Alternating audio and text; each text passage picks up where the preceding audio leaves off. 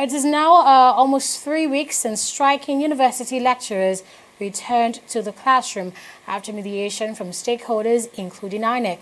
Now, this is expected to impact the number of student voters who will be taking part in the country's general elections.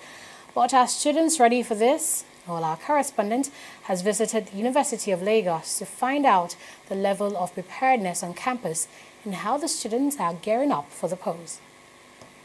Over 51% of the more than 84 million people registered to vote in the 2019 elections are youths.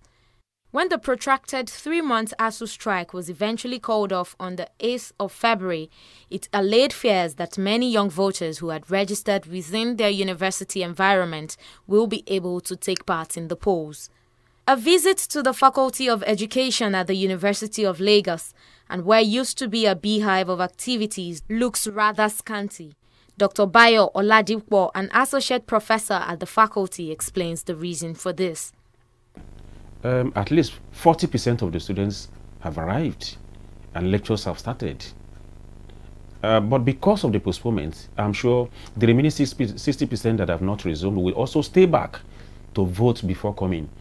And so instead of having just 1 week missed, now we have 2 or 3 weeks of disruption of academic activities on campus. And so that's a big problem for the academic program. Indeed, a good number of students have returned to school. While some express readiness to serve as INEC ad hoc staff, others say the cancellation of the ASUU strike will enable them vote their preferred candidates. No, I'm not voting during the election. I'm working as an ad hoc staff during the election period. I'm serving my father's now, so I feel good about it. I'm not going to vote on Saturday because I'm one of the ad hoc staff. As one of the SPO, I'm not going to vote. I'm voting. I have my PVC.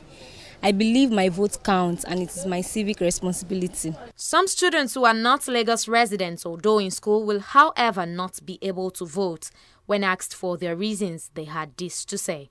I can't vote for the elections. Why? Because my PVC anyways, I registered in the East, so I can't go to the East.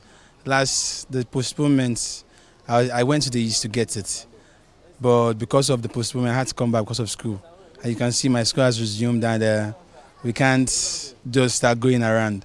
So I can't vote, but I'll be at home watching it. The process of registration to get a PVC, even after the registration, I was unable to get the PVC, from here traveling to Abeokuta, Ogun State, the stress I went through, I was unable to get it, so I could not fight it.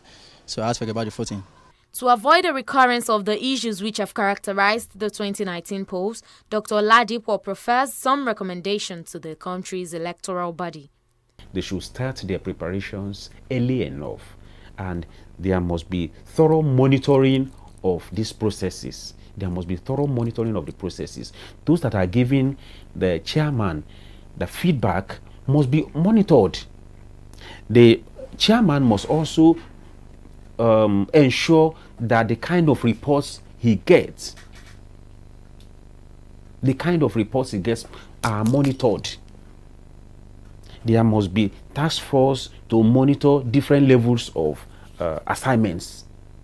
So at the national level, at the zonal level, at the state level, at the local level, down to wards. The clamor for youth participation has reached an incredible height ahead of the 2019 election. According to INEC statistics, voters within the ages of 18 and 49 make up over 70 million. This goes a long way to show that young voters will be a huge factor in determining who eventually will lead the country. Oyin Adekunle, TV 360, Nigeria.